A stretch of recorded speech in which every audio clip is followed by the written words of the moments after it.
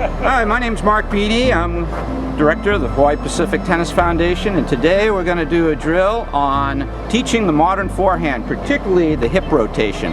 You see a lot of people who've been involved with the traditional style of game who have not really learned much about angular momentum need to learn that hip rotation. So the drill that I do to start to incorporate that sense, that feeling of angular momentum, is basically a simple one-legged forehand.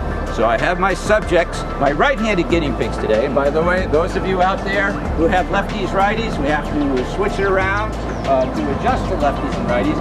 But for simplicity purposes, we got righties today. My man lined up right. Mr. Couillard, if you could get right in here, followed by Ben. What I'd like is that I ask you get on one leg, get on your right leg, and take your racket back in the loaded position. Right there, and what I want you to do is I'm going to bounce the ball, and I want you to hit the ball and have your hips face that way at the end of the shot.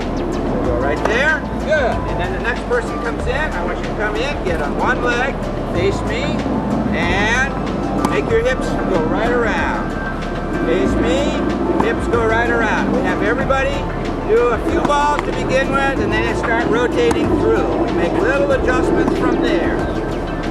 Generally, go ahead, make sure you rotate those hips, get on that right leg, and good. Now once we have that down, and once we usually have targets, once somebody hits a target, so you see that they are rotating their hips and getting that weight on that back leg and rotating around, we start incorporating to the next, we go up the next level in the typical progression. And then we have people lined up here, lined up that way. So Ben facing here, Randy behind Ben, Lee behind Randy.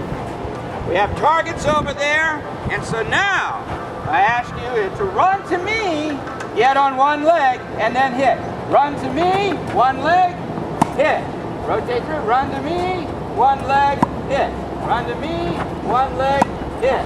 One to me, and then we start picking it up. So now they start doing it naturally, okay? You don't have to get on one leg anymore. Rotate the hips, Ben. You want to make sure you rotate those hips. Okay, now start leaning forward. Rotate the hips and lean forward. That's it. Get right there, Ben. And now, Ben, rotate those hips. So, and lean one more time. Good.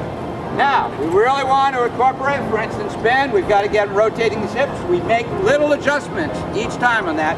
And then from there, for the next stage in the progression, lined up in the same place, we have the feeder, move on over.